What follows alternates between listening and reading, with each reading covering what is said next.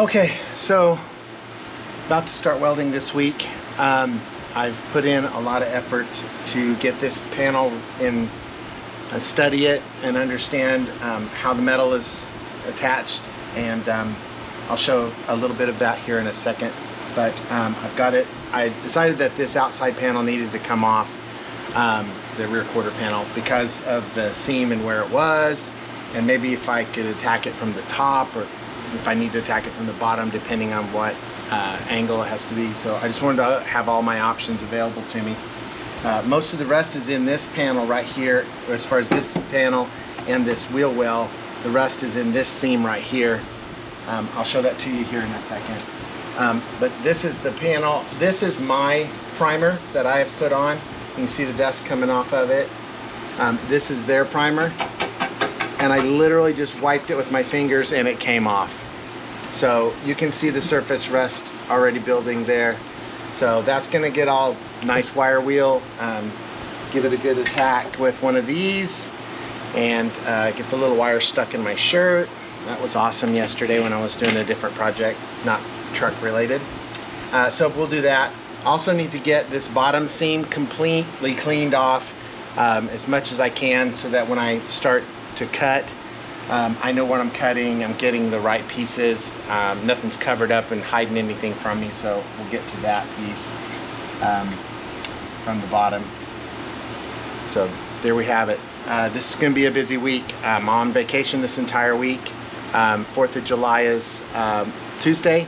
Wife leaves on Wednesday to go to, or Thursday, to go to the national basketball, no, excuse me, the senior state games, national senior state games, to represent Oklahoma in 55 and older basketball.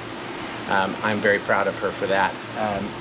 Very cool. She loves it. My son, who is a huge basketball fan, is going with her, so we are going to have her traveling while I'm under the truck this week, and I hope to get a lot done.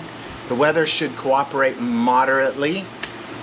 It's going to be in the low 90s, high 80s, instead of like 110 it was the other day.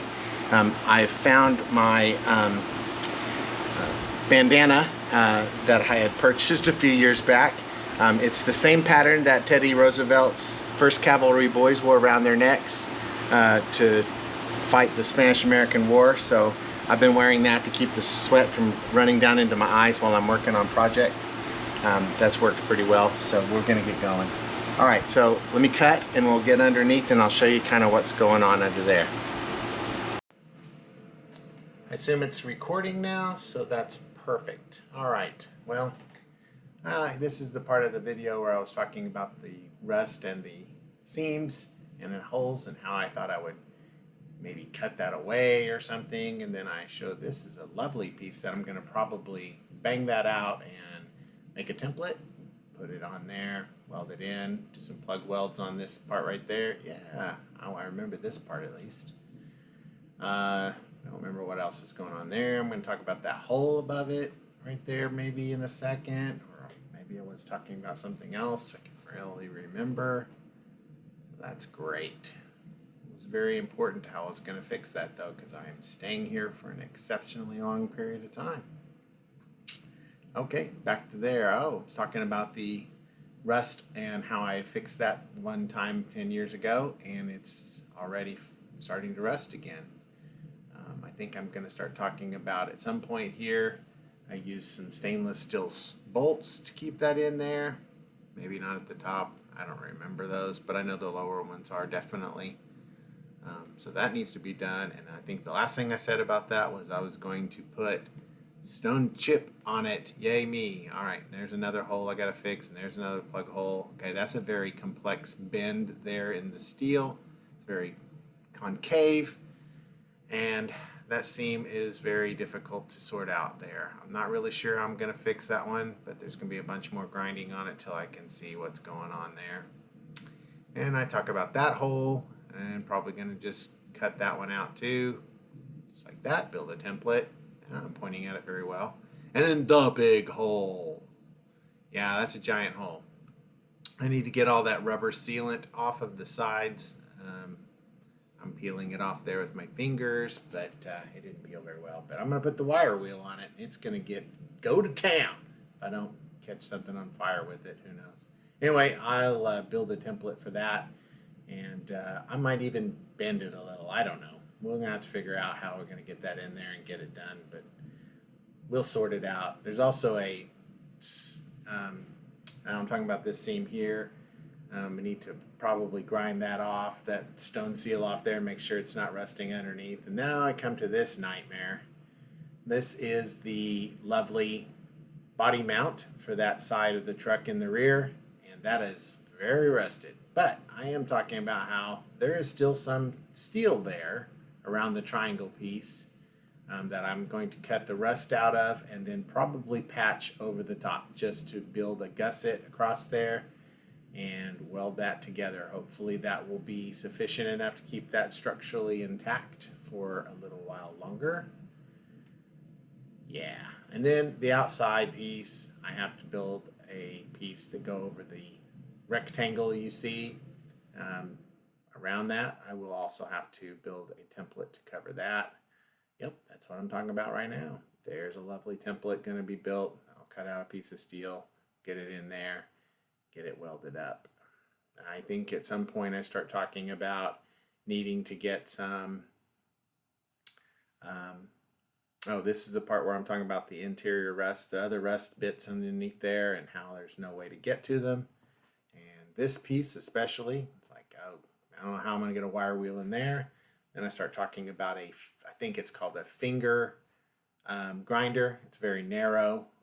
I'll have to go see if I can find one of those at the store. They seem really cool. I've seen a couple videos with them recently. Very nice. I think I'll probably wind up with one. I'll get an electric one, not an air one. I also start talking about how I'm going to need some primer that is weld through. And I'm also talking about painting over that, taking it out to the back and getting it driving, of course, drive it out of the shop, hose everything off, get it good and clean, and then painting over it with that rust preventative material. Paint that I bought, $150 gallon of whatever.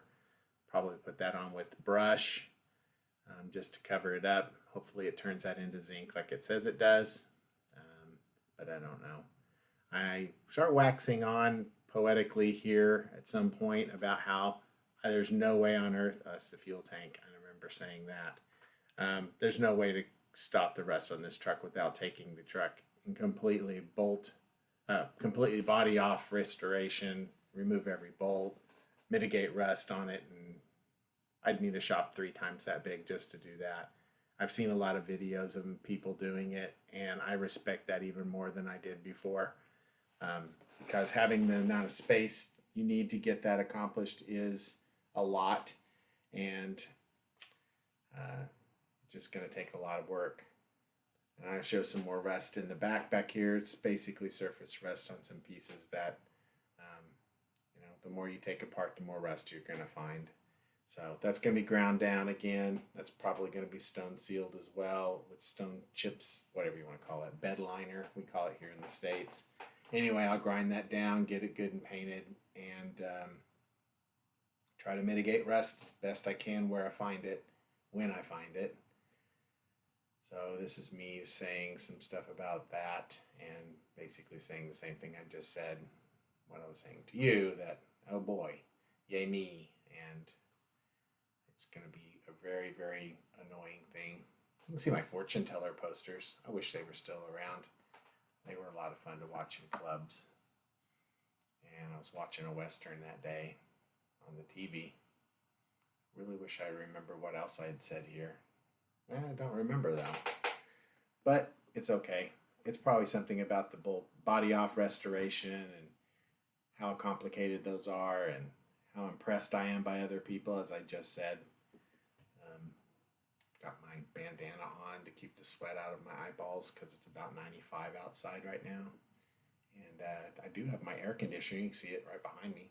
That blows a little bit of cool air on me, and I can stop and kind of go over there and get a little breath of cold air for a few minutes. It's awesome. But that's about it. There's not much more here to talk about. If I was a good lip reader, I could do some funny voices. I don't know what I'm talking about here. That's pretty funny. Ho, ho, ho, ho. Oh, no, I'm not laughing. Wait. I know some more things about this truck and how annoying it is to have rust. Yes, that's what I'm saying here. Yes. Well, I don't know. I'm hoping you guys would be really cool and join my Patreon. Yeah, that's what it is. This is, I didn't say anything, but this is cracking me up. Every time I turn that light on, I smell. I don't play with electricity, and you know I don't play with electricity, but I did figure out how to wire that to the thing and stuff. Pretty proud of myself.